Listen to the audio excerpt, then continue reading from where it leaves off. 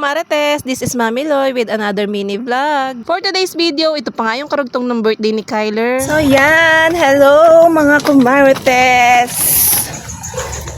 Punta kami sa kabila. Nandito na kami, naglalakad. Dito may part 2. Part 2 ng birthday yan. Shot puno. Nagsha-shot tayo mga kumarites. Nung nakaraang birthday ni Tutoy, hindi pa ako nagvo-vlog noon. Kaya ngayon nakakapag-vlog tayo. Merong live band mamaya daw. Hapon na ngayon, alas 4 na. Mainit dito sa aming pero medyo lilom na siya. So yan. Nakakatulog ang aking darling. Kaya ngayon lang kami napapunta. Pero nakamotor naman kami kaya hindi naman masyadong na traffic. Yung anak ko kanina nandun na. Pinasabay na namin kanina sa jeep. So yan, dito may part 2 ng handaan. So yun lang. Yan o, medyo lilom na dito. Yan handaan dito. Medyo magubat. Hindi kasawa ko?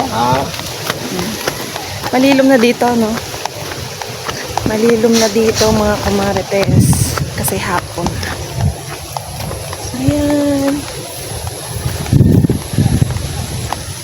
So, ayan. Ay, naku. Nakahingal maglakad. Ang ganda ng ating view. Buti medyo tabas na yung mga damo-damo dito.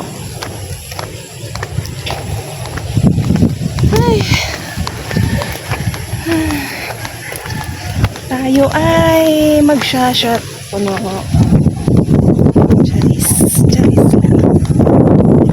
At ayan mga kumarites, meron pa nga ditong part 2 ng handaan. Kita nyo naman at palubog na nga yung araw at maganda-ganda na nga at medyo malilom na. Pagkadating nga namin dito ay dito nga kami dumaan sa likod dahil nga nandito sila. At yung iba nga na hindi nakapunta dun sa Jollibee ay dito nga mga nagpunta. Syempre mga kumarites, sa Jollibee nga ay limited lang. Kaya naman yung iba na hindi nga nakapunta ay dito na lang pinapunta ni Nainay. Napakadami pa nga ring handa dito, hindi na nga lang din talaga ako nakakain dahil busog pa nga ako. Paano ba naman tayo mamamayat niyan? Ay sunod-sunod nga ang handaan natin. At ayan, hindi ko nga napansin na meron nga palang hawak-hawak to si Kyle. Talaga namang kilabot nga ang aking balahibo niya. Grabe talaga, parang tatalo ng puso ko niya sa kaba, grabe. At ayan, si Tia Ising nga ay talaga namang natakot nga din dun sa hawak niya. At maya-maya pa nga ay lumabas na nga ito si Kyler at nakapamasko pa nga dito sa kanyang mga lola. Nako, itong batang ito ay hindi nga takot dun sa hawak ng kanyang daddy at hinahawakan pa nga. Ang pinaka-birthday nga pala ni Kyler ay December 25. Diba, double celebration. Natatawa nga ako diyan at inilalapit pa nga ni Kyle yung hawak niya dito kay Tia Ising, pero si Tia Ising nga ay takot na takot nga. Kaya naman ayan, ang ginawa na nga ni Inay ay inilayo na nga si Kyle at si Tia Ising nga ay malapit nang umuwi. Ay baka mamaya pa man din ay biglang ma-high blood, Diyos ko. Na kahit ako naman ay talagang hindi ko kayang hawakan kahit mabait pa yan. Ay talaga man din nakakatakot at talaga namang ginagawa la ang laruan. Pero hindi naman daw na nga nangaahas lang, char. At ayan, nandito nga pala yung mga tiyahin ng aking asawa at nandito nga rin pala yung ninang namin sa kasal. Pero hindi na nga rin sila nagtagal at maya-maya nga umuwi na nga rin sila. Dahil mamayang hapon nga ay meron nyan live band dito. Ito nga din pala mag-asawa yung kumanta dun sa Suki. Kung napanood nyo nga yung aking vlog noong December 8, nung anniversary namin ng aking asawa, ay sila nga din yun. At ayan, ang gaganda nga ng mga kanta at pwede ka nga rin mag-request sa kanila. At syempre, ang mga naiwan na nga lang dito ay syempre yung mga magiinom na lang. Maya-maya nga din naman ay tinawag nga ako ni Kyle at ang kainuman ko nga ay yung tiyahin niya. At first time ko nga lang din palang nakita yung tita ni Kyle. Pero nakita nga din daw niya ako isang beses dito. Sa totoo lang yan ay mababait talaga ang mga partido ni Kyle. Kaya hindi din talaga mahirap pakisamahan sila. Pero dahil nag-request na nga din si tita na wag ko na nga daw siyang ipakita sa aking vlog, kaya naman hindi ko siya pwedeng ipakita dito. Mabilis ko nga lang din pala nakapagpalagayan ng loob si tita. Kaya naman yung mga problema nga din niya sa buhay ay na-share nga din niya sa akin. Kaya naman ang masasabi ko nga lang din kay tita ay everything's happen for a reason. Lahat ng mga problema na pinagdadaanan natin ay meron nga yan dahilan. Pero dadating din naman ang panahon na magiging okay din ang lahat. At ayan, kita nyo naman, napakapogi naman itong aking katabi. Kaya naman shout out sa'yo, Marlon. Single nga pala yan. Kaya naman imay nyo na, Charis. At sobrang gaganda nga ng kanta. Talaga namang napapasabay nga ako sa kanila. Ang iniinom nga nga pala namin ni tita ay yung wine, pero grabe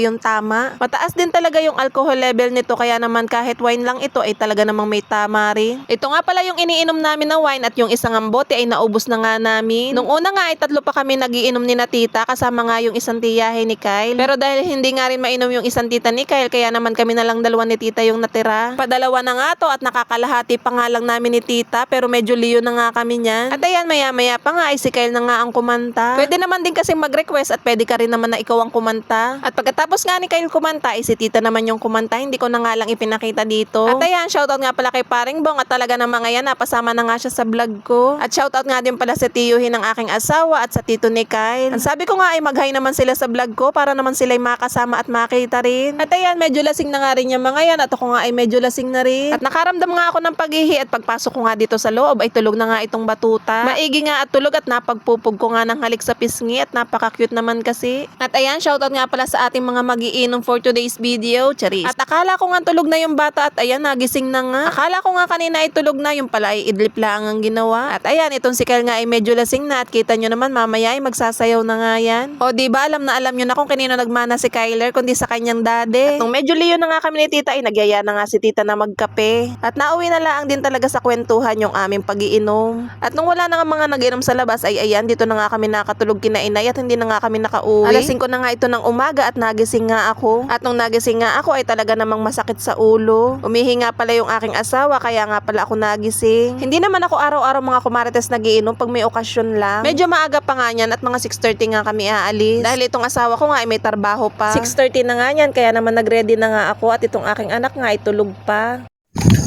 Umaga na mga kumarites.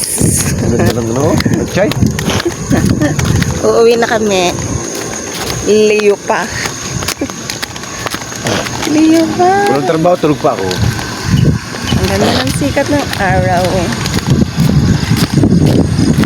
Iwan na po kasi Kurt doon.